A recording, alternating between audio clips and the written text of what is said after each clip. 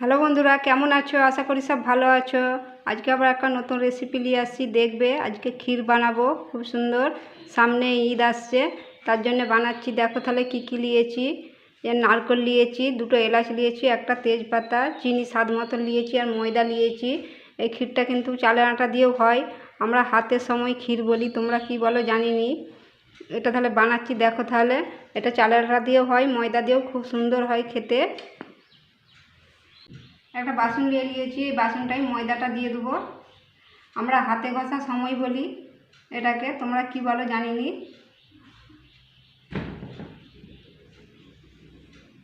একটু নুন দিচ্ছি, তোমরা দিতেও পারো নাও পারো।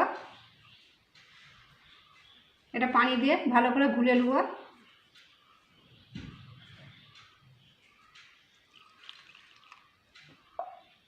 এটাকে পানি দিয়ে গুলে দিচ্ছি।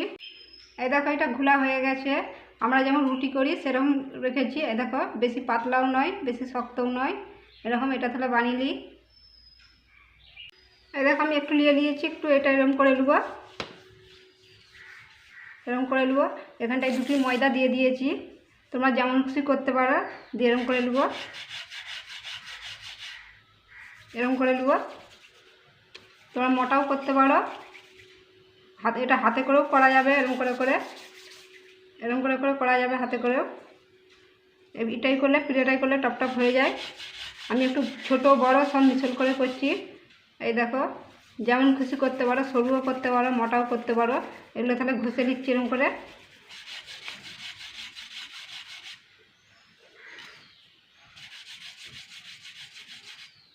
এরকম করে করে ঘষে নিচ্ছি সবগুলোই।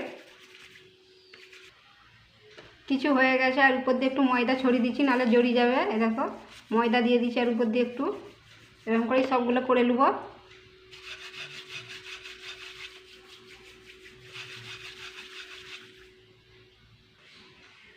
এই দেখো বন্ধুরা, সব ঘষা হয়ে গেছে।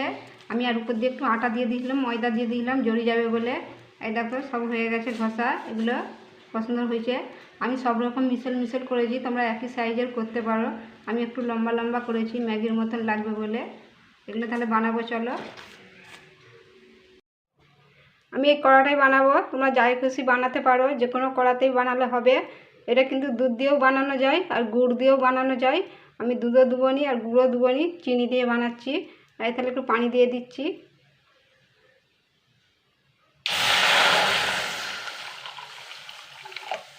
পানি দিয়ে দিয়েছি। পানিটা তোমরা যেমন খুশি দিতে পারো, গাঢ় করলে কম পানি দিবে, পাতলা করলে একটু বেশি পানি দিবে। এলাচগুলো দিয়ে দিচ্ছি, তেজপাতাটাও দিয়ে দিচ্ছি। এবার নারকেলগুলো দিয়ে দিচ্ছি।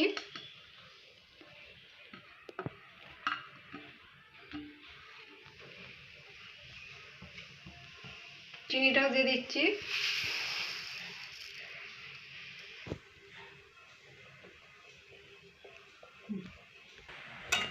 চিনিগুলো একটু মাখিয়ে নেব। তোমরা বাদামও ঢালতে পারো, কাজু বাদাম, কিশমিশ দিয়ে এটা 2 মিনিট ফুটিয়ে নেব।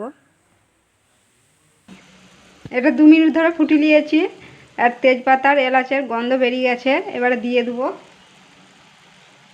গ্যাসটা একটু আস্তে দিয়ে দেবো। এবার এগুলো দিয়ে দেবো।